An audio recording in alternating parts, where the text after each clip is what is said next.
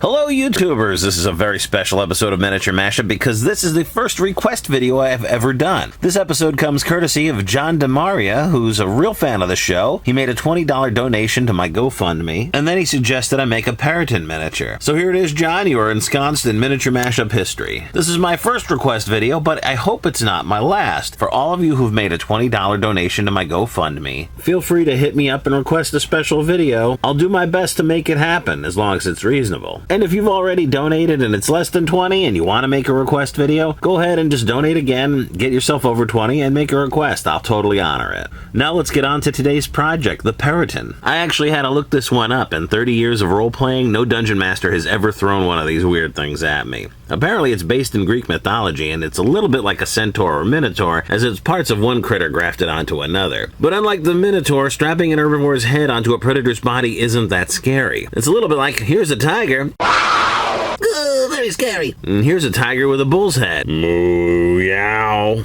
Why would you do that? Why would you do any of that? There are a variety of Peryton miniatures commercially available, but none of them are very cheap. You're looking at $6 for either the Reaper Bones unpainted or the Wizard's pre-painted miniature. That's too much money for a 2-hit dice monster, especially when it can be made out of some pretty commonly found toys. Here's a little side note. Forge World makes one known as the Peryton, and it's not bird-like at all. It's just a twisted creature of chaos like a small dragon with antlers, and I like this take on the creature much better. But since it's Forge World, it probably costs as much as a smart car, so we're not going to even give you the price here.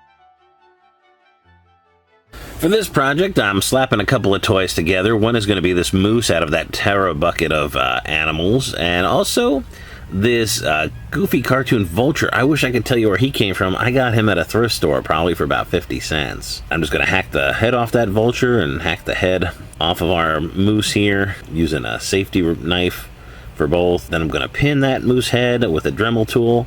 Just getting in there using my tiny drill attachment. I'm going to drill into the necks of both the toys. And I'm going to take a bit of a toothpick and slam that in there. And then hold those two heads together with E6000. Also going to drill a hole in the vulture's feet so we can put him on a stand. So we're going to just, well, I got the Dremel out and Dremel holes under the vulture in both of the neck holes. Apply a little E6000 and stick this thing together.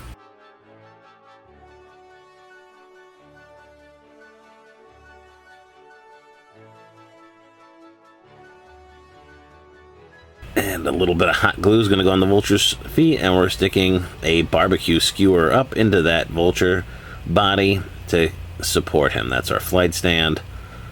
We're going to hack off a bit of cork, a little bit of cork to make our stand.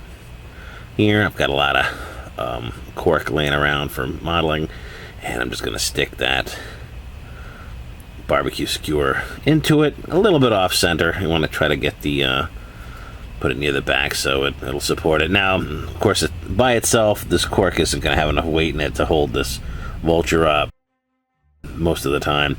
So we're going to hot glue those two things together, but then we're going to take a little E6000, put it on the bottom of the cork, and we've got a pretty large, heavy metal washer that's going to go to that bottom of that cork, and we're going to sit our vulture upside down so that weight can get on there. And once that's dried and set, we've pretty much got the finished product, but I'm going to give him a little bit of a paint job here, see what we can do with him. So first I'm going to black bomb him with dollar store black primer, and then I'm just sort of working a gradient after that.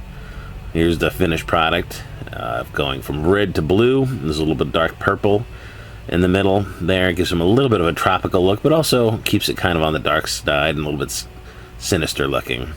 And here you can see the different stages of paintedness it went through, including the antlers. But overall, very simple conversion to do, very easy. As always, I invite you to like us and visit us on Facebook. It's a great place to see more photographs of our miniatures. That's in the link below, and so is my GoFundMe campaign. If you want to support the show, please throw me a couple of bucks. You'll be helping me get a surgery I desperately need. Facebook's also the place to make your video requests if you've made your donation. I'm going to try to get another video out to you guys as soon as possible. Please like and subscribe. Thanks for watching.